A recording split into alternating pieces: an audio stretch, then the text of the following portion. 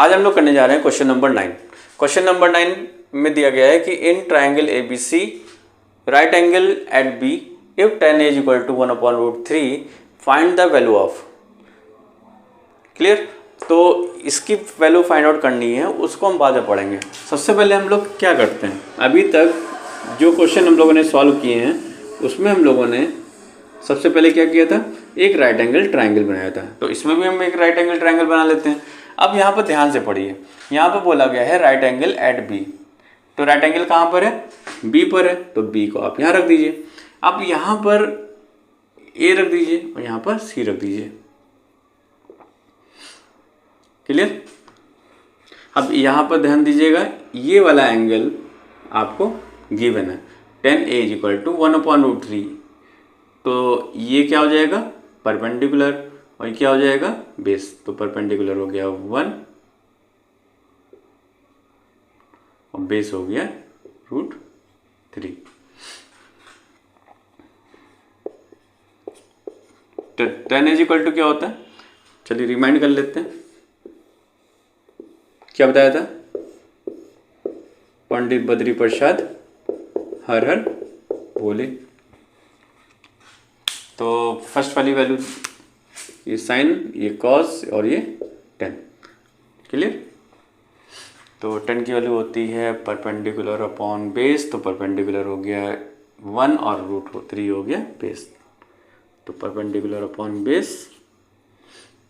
Clear? तो perpendicular कितना given है, 1, यह है √3। अब हम क्या करेंगे, पाइथागोरस थ्योरम लगाएंगे।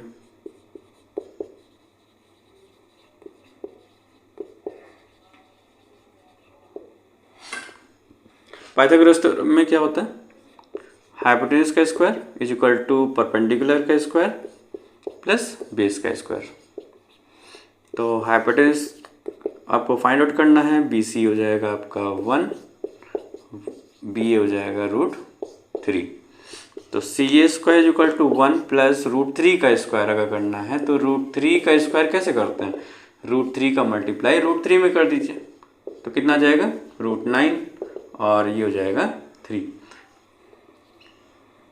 तो CA square is equal to 4 और CA इज इक्वल टू √4। तो CA इज इक्वल टू कितना हो जाएगा, 2। तो हाइपोटेन्यूज आ गया 2। अब देखिए क्वेश्चन नंबर 1 को सॉल्व करते हैं।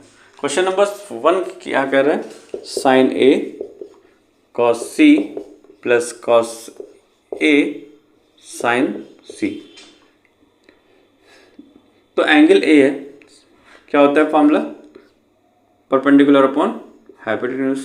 साइन का फॉर्मूला क्या होता है, परपेंडिकुलर अपॉन हाइपोटेन्यूज। ऐसे ही जो है cos C, देखिए तो एंगल बाद में देखते हैं, cos फार्मूला लिख देते हैं, cos C is equal to होता है base upon hypotenuse, base upon hypotenuse, और साइन का फॉर्मूला होता है परपेंडिकुलर अपॉन हाइपोटेन्यूज। अब देखिए यहाँ पर A दिया हुआ है, एंगल जहाँ पर A दिया हुआ है इसका मतलब ये क्या हो गया, परपेंडिकुलर हो गया। तो परपेंडिकुलर कितना गिवन है यहाँ पर, 1, हाइपोटेन्यूज कितना दिया हुआ है, 2। अब यहाँ देखिए C, एंगल को बहुत ध्यान से देखना है आपको। अब एंगल C दिया हुआ है तो ये क्या हो जाएगा, परपेंडिकुलर, और क्या हो जाएगा, बेस। तो बेस कितना गिवन हो गया, 1 और हाइपोटेन्यूज हो गया 2। इसी तरह से cos A है, फिर देखिए A पूछा गया है तो ये परपेंडिकुलर हो गया और ये हो गया बेस। तो बेस है आपका √3 अपॉन हाइपोटेन्यूज 2।